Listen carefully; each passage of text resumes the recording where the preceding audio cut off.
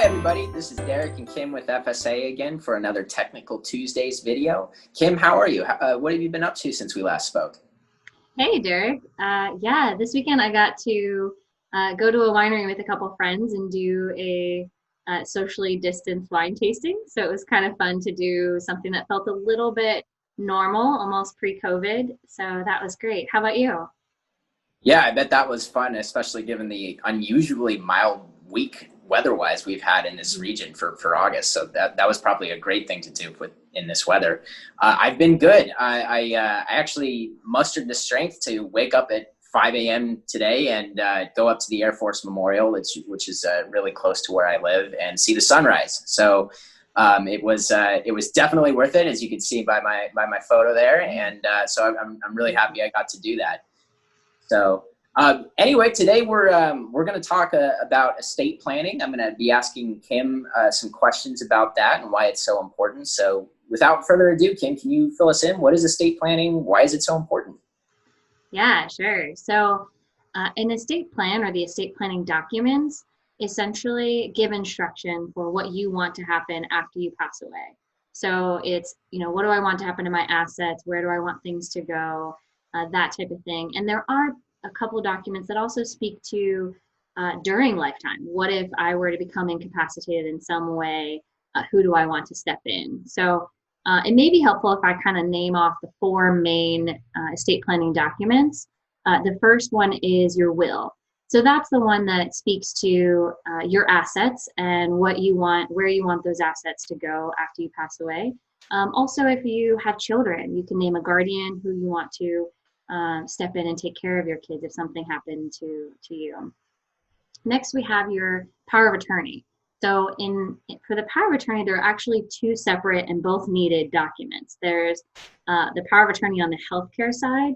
So that's if you were to become incapacitated, you can't make decisions on your own. Someone steps in or can step in and make healthcare decisions for you.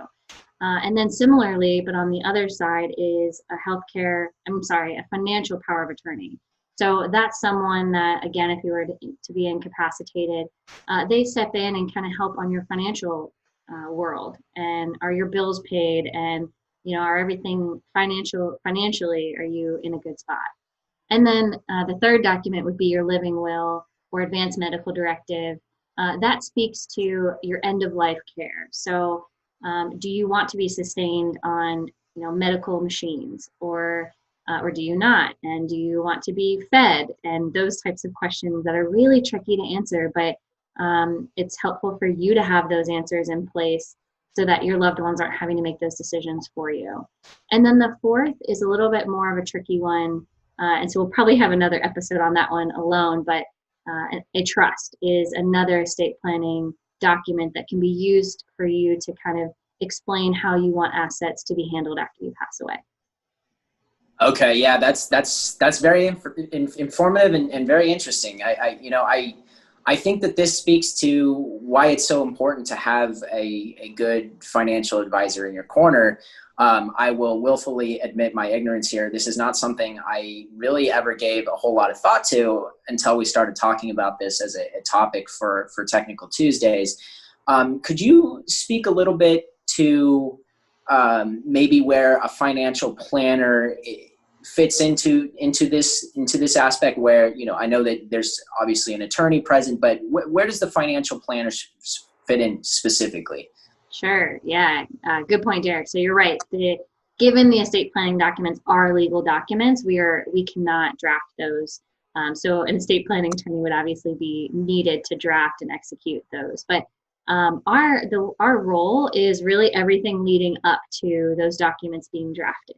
So we often help clients think through who they want to name in any of those events, whether it's who they want to name to take care of their kids, or who they want to name to step in on a healthcare and a financial standpoint if they were to become incapacitated. And similarly, on your will, you have to name someone as what they call an executor. So they're the person that kind of oversees your assets being passed to whoever they should go to. So we help kind of facilitate those conversations. A lot of times they're not just a cut and dry, oh, I already know the answer to every single one of those. So it's helpful to kind of talk through some of that before going to the estate planning attorney, and then you have your answers in place. And the other way in which we help is that as your financial planner, we have a good understanding of your kind of total picture. And so a lot of times we can help kind of explain how your assets are set up now and how they would pass to then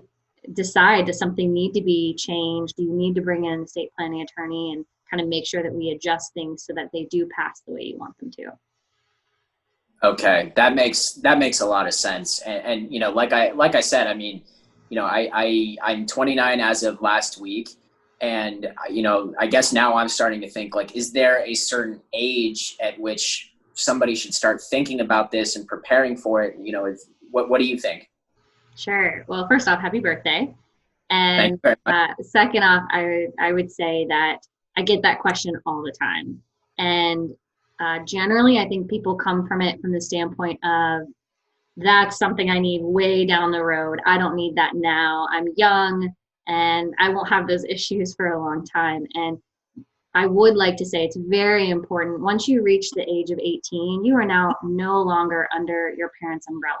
So what does that mean? That means you really do need to make sure you have those power of attorneys in place, both healthcare and financial, because if something did happen to you, your parents don't have the right to step in or know what's going on with you from a healthcare standpoint and make decisions. And they can't access your bank and make sure that your bills are paid. And so it's important to have those documents in place. And I would also say, if you didn't have them in place and they needed to step in, it's quite a process for them to be able to. They have to petition the court and get a guardianship, and that can take time. And a lot of times you don't necessarily have that time. Decisions need to be made, actions need to be taken. So it's really important early on, like right at 18, to make sure you at least have those documents. And then once you start having some assets, whether it's a car or a house or you have kids, it's important, again, those are big triggers to make sure that you have your estate planning documents in place, and that the right things are addressed to make sure that things are taken care of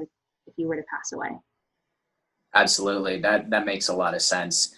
What would you suggest in terms of how someone should get started on all of this? Sure. So that's a great question. I will say there are a lot of online tools, and since I'm not an attorney, I can't necessarily speak to the validity or how strong those tools are. I generally recommend seeing a board certified estate planning attorney, and one that is certified in your state, because really the estate planning laws, as far as how things are passed and what needs to be included in documents, vary from state to state. So I would strongly recommend seeing an estate planning attorney that you feel comfortable with. Yeah, that makes sense. And that's a great point about how laws can vary state to state. It really does seem to be a good idea to have a estate planning attorney well-versed in the laws of that particular state.